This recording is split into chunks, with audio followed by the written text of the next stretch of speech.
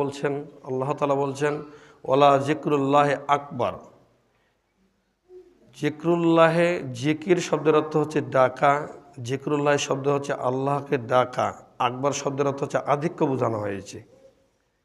যেমন আমরা সালাতের শুরুতেই বা সালাতের মধ্যে আমরা তাকবীর দিয়ে থাকি, যেটা হচ্ছে আল্লাহু আকবার। কেন আল্লাহু আকবার বলি? আল্লাহর নাম কি আল্লাহু আকবার? তা তো নয়। আল্লাহ হচ্ছে আল্লাহ সুবহানাহু ওয়া তাআলা, যিনি রিজিকদাতা, যিনি স্রষ্টা, যিনি সব কিছুর ক্ষমতা রাখেন। তার জাতিগত নাম হচ্ছে আল্লাহ, তার একটা জাতিগত নাম হচ্ছে আল্লাহ।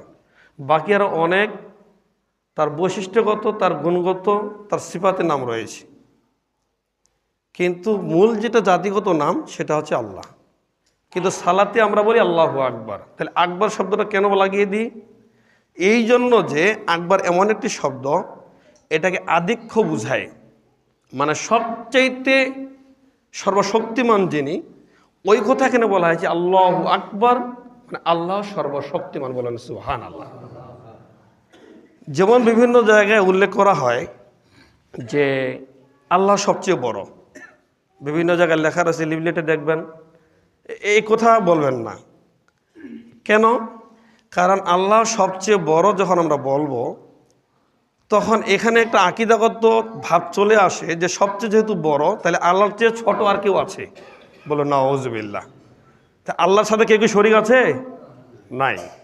যেমন আপনি যদি বলেন যে আমার এই ছেলেটা সবচেয়ে বড়, তাহলে এ থেকে বোঝা যায় তাহলে ছোট ছেলেও আছে, কি তাই না? ঠিক কেউ যদি বলে যে আল্লাহ সবচেয়ে বড়, তাহলে এ থেকে মনে হচ্ছে একটা এরকম একটা ভাব যে তাহলে আল্লাহর চেয়ে ছোট মনে আর কেউ আছে, কিন্তু এটা আকীদা করা যাবে না।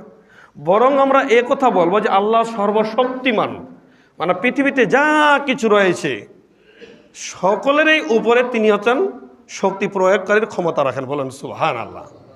তা এই কথা আমরা যখন বলি যে আল্লাহু আকবার, আল্লাহ সর্বশক্তিমান, আমি আপনাকে বোঝাতে চাচ্ছিলাম এই আকবার এমন একটা শব্দ, যেই শব্দ দিয়ে আল্লাহ সুবহানাহু ওয়া তাআলাকে পিছনে লকব লাগিয়ে মানে এটা বোঝানো হয়েছে যে আল্লাহর চেয়ে আর কেউ সর্বশক্তিমান নেই।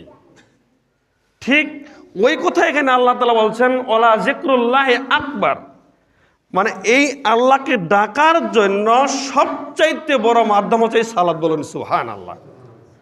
মানে আকবার মানে এই সালাত ছাড়া আর অন্য কিছু দ্বারা আল্লাহকে ডাকার আর কোনো ব্যবস্থাপনা নেই।